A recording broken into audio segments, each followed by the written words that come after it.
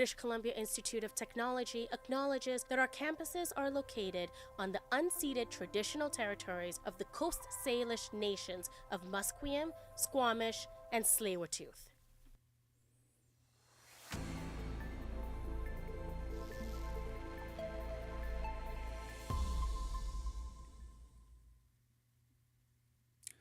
The Cy Young winners are announced.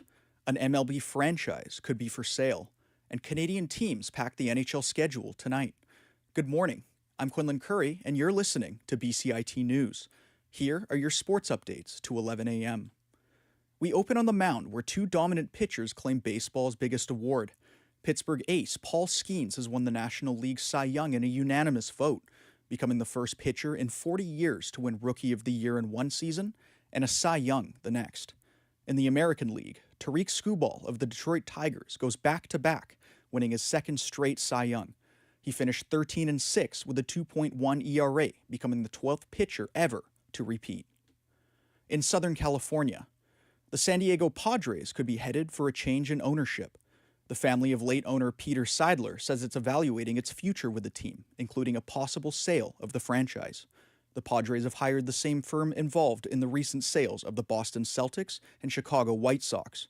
Chairman John Seidler says the family is considering all options.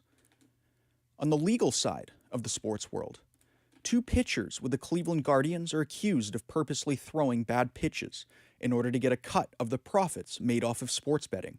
Emmanuel Clase, who is considered one of the best closers in baseball, allegedly threw balls instead of strikes, leading to sports bettors getting a large payout. His teammate Luis Ortiz pleaded not guilty on Wednesday. Clase is due in court today in Brooklyn, New York. Here's more from ABC's Aaron Katersky. Attorneys for both players have said both of them are innocent, but the case has already prompted Major League Baseball to cap micro bets on whether pitches are balls or strikes or will exceed a certain velocity at $200 per wager. The idea is to reduce the incentive to cheat by reducing the amount of potential winnings. Elsewhere in the legal sports world, college sports in the U.S. are heading into a new era, but not everyone is optimistic. A $2.8 billion NCAA settlement will allow schools to begin paying athletes directly, effectively ending the amateur model. But critics say the plan heavily favors football and men's basketball, with no strong protections for women's sports, non-revenue teams, or smaller schools. Some HBCUs fear they'll fall further behind financially, and female athletes warn the model could reduce opportunities unless Title IX enforcement is strengthened. In the CFL, the league hands out its awards tonight in Winnipeg. Nathan Rourke of the BC Lions and Bo Levi Mitchell of Hamilton are finalists for Most Outstanding Player. The Grey Cup is Sunday, Saskatchewan versus Montreal. In the NFL, Week 11 opens tonight with the Jets visiting the red-hot Patriots.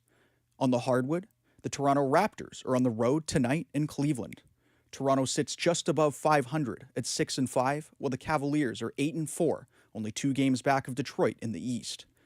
And in baseball, the MVP awards will be announced tonight. In the National League, Dodgers superstar Shohei Ohtani is a runaway favorite. In the American League, it's Aaron Judge versus Cal Raleigh. Moving on to the ice.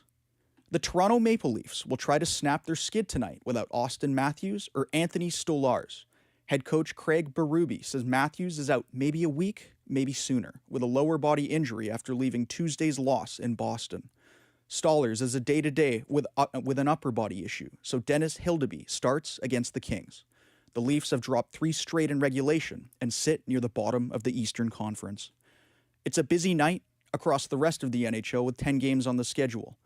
Both Ontario teams are at home, Toronto hosting Los Angeles and Ottawa facing Boston. Montreal welcomes Dallas, and finally Edmonton visits Columbus. Moving on to the pitch. The Canadian men's soccer team plays its final home game of the year in Toronto on Thursday when it hosts Ecuador at BMO Field. Canada coach Jesse Marsh says the 23rd ranked South Americans will be a tough challenge. Very athletic, very intensive, similar to Colombia. Some tactical nuances that are a little bit different, but a really big challenge, a really tough match for us. And those were your sports updates to 11 a.m. I'm Quinlan Curry, and you're listening to BCIT News.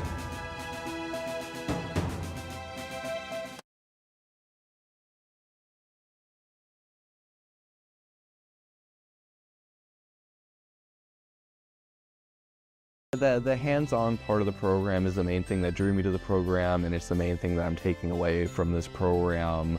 There's no experience like just being able to go out and practice and do the work, and been able to do that both here in the newsroom, out on the internships, multiple internships that I've been able to go on, and I think it'll serve me very well.